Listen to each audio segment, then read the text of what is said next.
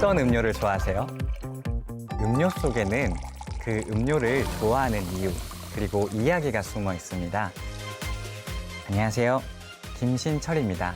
마실 수 있는 모든 것의 이야기를 찾아 떠나는 음료 덕후이자 에디터입니다. 우리가 맛있다고 생각하는 음료들은 다 처음에는 어떤 편견을 깬 음료였습니다. 누군가에게는 굉장히 위험한 음료처럼 비춰지기도 했고 맛이 없다고 느껴지기도 했죠. 하지만 이것이 오늘날에 맛있게 된 거는 어떠한 사례나 어떤 마케팅, 사업적인 어떤 부분들이 있기 때문입니다. 오늘 강의를 통해 음료에 숨어있는 인사이트와 비즈니스를 찾을 수 있기를 바랍니다.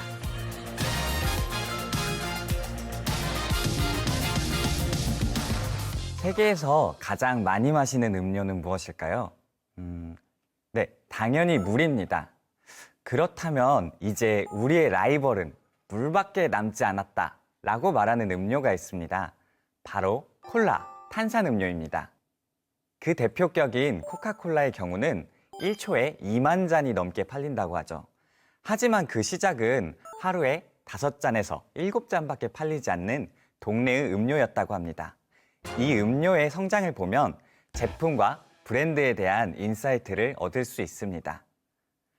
코카콜라를 만든 사람은 존 펜버턴이라는 약사입니다. 그는 코카나무 잎과 콜라 열매 추출액을 가지고 갈색의 시럽을 만드는데요. 이것을 약국에서 탄산수와 섞어서 판매를 하게 되죠. 그의 회계 담당이었던 프랭크 로빈스는 이 음료에 이름을 지어주게 되는데요.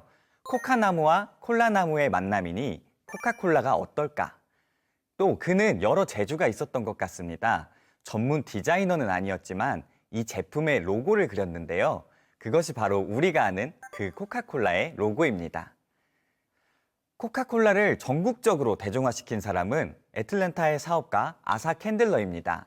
일찌감치 이 음료의 성공 가능성을 본 아사 캔들러는 코카콜라의 레시피와 지분을 사들였습니다. 그리고 역사적인 마케팅을 하기 시작했는데요. 맛에서는 자신이 있었기 때문에 이 음료를 한번 마셔본 사람은 계속 이것을 찾을 거라고 생각을 한 것이죠. 그래서 1894년부터 1913년까지 20년 동안 무려 850만 개의 무료 쿠폰을 뿌렸습니다. 코카콜라가 미국 내 인기가 높아지자 문제가 생깁니다. 시장에 비슷한 모방 제품이 늘어나게 된 것인데요. 심지어 상표까지 비슷했습니다. 코카놀라, 토카콜라, 혹은 스펠링을 C에서 K로만 바꾼 코크까지. 너무나 많은 모방 제품이 늘어나자 아사 캔들러는 한 가지 제안을 하게 됩니다. 바로 어두운 곳에서 만지기만 해도 코카콜라임을 알 수 있는 병을 만들자. 그렇게 우리가 아는 곡선형의 코카콜라 병이 탄생하게 됩니다. 이 병은 컨투어 보틀이라고도 불리는데 이 모습을 두고 여러 가지 이야기가 있지만 사실은 카카오 열매를 모티브로 만들었다고 합니다. 코카콜라가 전국적으로 인기를 끌었지만 세계적으로 진출하게 된 계기는 바로 2차 세계대전 때문입니다.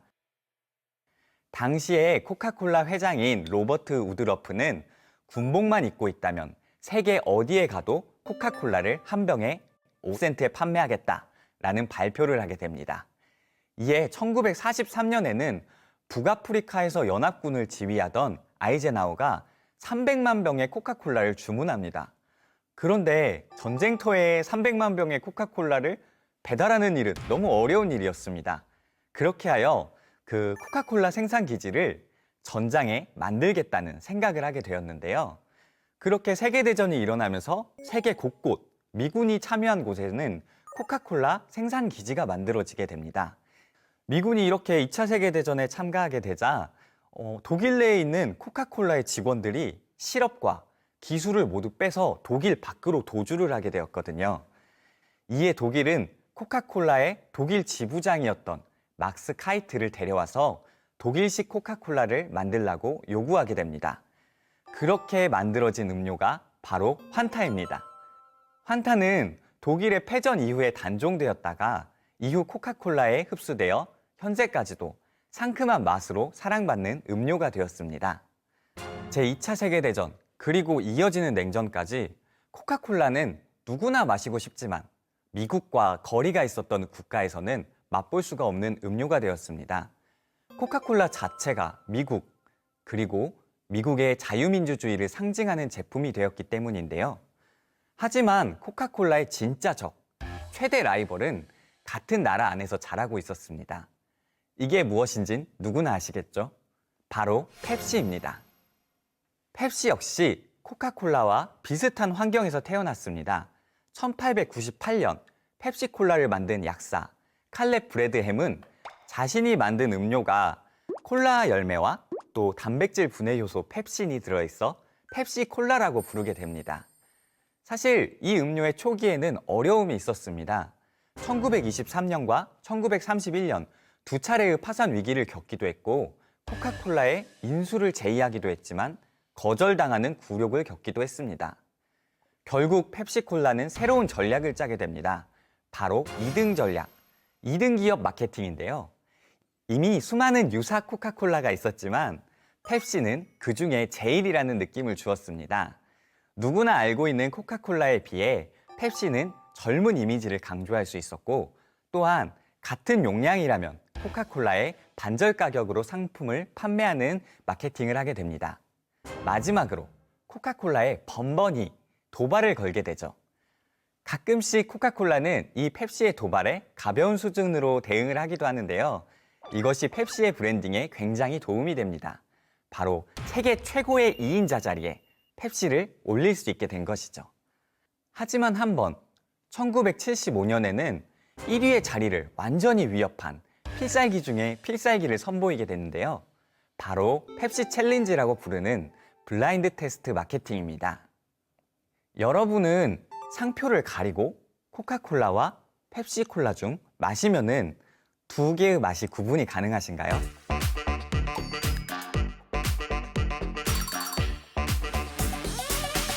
(1975년) 진행한 펩시 챌린지의 내용은 간단합니다. 대학가와 쇼핑몰 등지에 시음용 컵에다가 두 개의 콜라를 담습니다. 그리고 마셔본 사람에게 묻는 거죠. 어떤 콜라가 더 맛있냐? 그리고 결과를 공개하면 내가 고른 콜라가 펩시콜라였다는 것을 보여주는 캠페인이었습니다. 물론 작은 시음용 컵 한 입을 두고 맛을 비교하는 것은 여러 가지 고려 요소가 빠져 있는 상태였습니다. 하지만 대중들에게 그것은 중요한 게 아니었습니다. 이 마케팅은 굉장히 성공적이고 또 공격적이었습니다. 코카콜라의 시장 점유율을 크게 빼앗아오는 사례가 되었는데요. 99년 동안 부동의 1위를 지키던 코카콜라에게는 최대의 위기였습니다. 하여 경영진들은 99년 동안 유지했던 콜라의 맛을 바꾸기로 결심을 하게 됩니다. 1985년 4월 23일 기존의 코카콜라를 내리고 새로운 제품을 내놓았습니다. 이름하여 뉴코크라는 제품입니다. 하지만 이 뉴코크는 펩시 챌린지 때보다 코카콜라에 더욱 커다란 위기를 가져오게 합니다. 하루에 코카콜라 본사에 수천 통의 항의 전화가 쏟아지게 되었습니다. 또 항상 마셔왔던 코카콜라 제품이 사라진 데에 대한 불만이었죠. 결국 미국 전역에 뉴코크의 항의 단체들이 생겨났고 플랜카드 시위까지 일어났습니다. 소비자들은 코카콜라가 전통을 저버렸다. 혹은 원래 코카콜라의 짜릿하고 톡 쏘는 맛을 좋아했는데 이것은 내가 아는 코카콜라의 맛이 아니다. 코카콜라에 대한 나의 추억을 빼앗아 가지 말라 등의 이유를 댔습니다.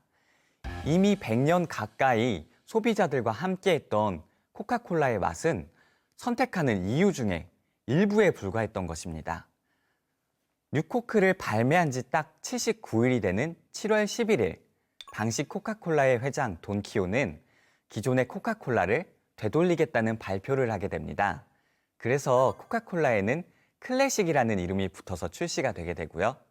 한국에는 제품 위에 보면 오리지널 테이스트라는 단어가 붙어 있죠.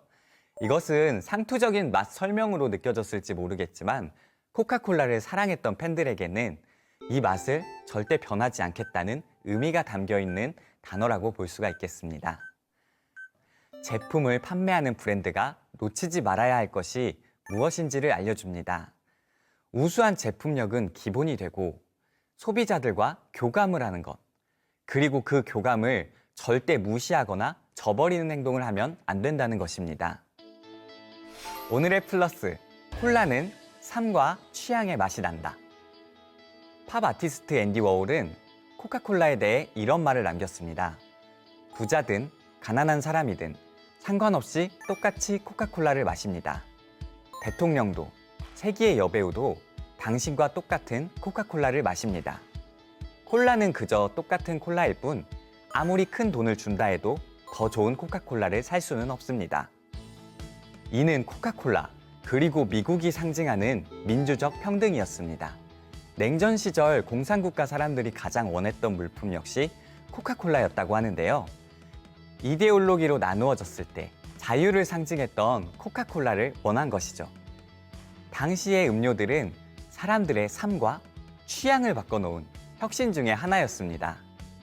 코카콜라와 펩시가 열어놓은 지금의 음료 시장은 마시는 이들의 자유로운 라이프 스타일을 응원하게 됩니다. 운동할 때 마시는 스포츠 음료, 또 게임을 할 때 마시는 음료, 이런 음료들은 제각각 자신들과 맞는 상대를 찾아 그 삶을 긍정하는 표현의 도구가 되기도 하는데요. 그러면서 그들은 이 음료에 서서히 자연스럽게 팬이 되고 충성스러운 고객으로 남게 됩니다. 음료 회사들의 무료 쿠폰이나 파격적인 할인, 1+1 등의 공격적인 마케팅 뒤에는 이런 고객들의 라이프 스타일에 깊이 관여하여 자연스럽게 소비되도록 하는 의도가 숨어 있는 것이죠. 우리가 무심코 마시는 콜라나 탄산음료에도 이런 이야기들이 숨어 있습니다. 여러분이 좋아하는 탄산음료에서 어떤 취향과 라이프 스타일의 맛이 나는지 한번 생각해 보시기를 바랍니다. 오늘 강의는 여기서 마치겠습니다. 감사합니다.